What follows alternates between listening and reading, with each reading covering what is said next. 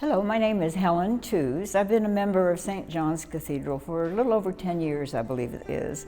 And I'm also a member of the Cathedral Book Group. On Thursday, June the 4th, we will be discussing a book called Pachinko. And it's written by Min Jin Lee, who is an American, Korean-born American.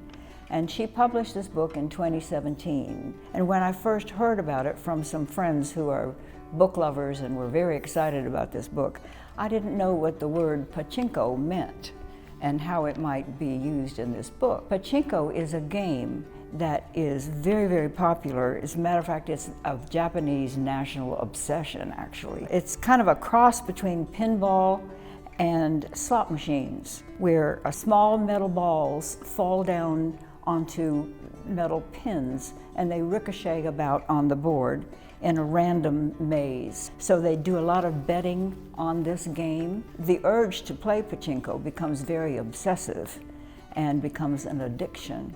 And of course, the game is a perfect metaphor for the ricochet whims of fate that this book talks about. I learned about the history of the annexation of Korea by Japan in 1910 reading this book. I didn't have any idea of that.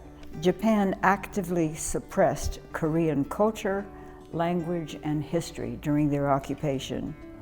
Amid the nightmare of war, the people of Osaka, Korea, became destitute.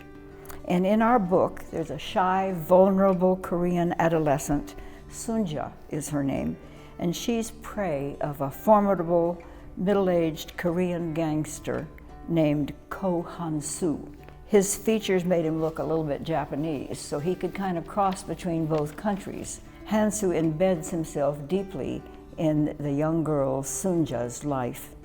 And he's kind of like a godfather, and he's also kind of like a fairy godmother. He provides a financial buffer when the family relocates to Osaka. And the author sketches a harsh new world of Korean immigration and imperialist Japan. Sunja gives birth out of wedlock to Han-soo's son, and her shame is quickly erased, though, at the very last minute before her child is born, by a marriage to a patrician, a good-hearted pastor of all things. So she has a son by the preacher boy, and she has a son by the gangster. And the entwined destinies of the gangster's son and the second child of a preacher man drive the story of this book forward. Sanja's son, Mosasu, forgive me if I'm not saying that right, who owns pachinko parlors, speaks the truth to his best friend when one day he says, "In Seoul, people like me get called Japanese bastard, and in Japan, I'm just another dirty Korean, no matter how much money I make or how nice I am."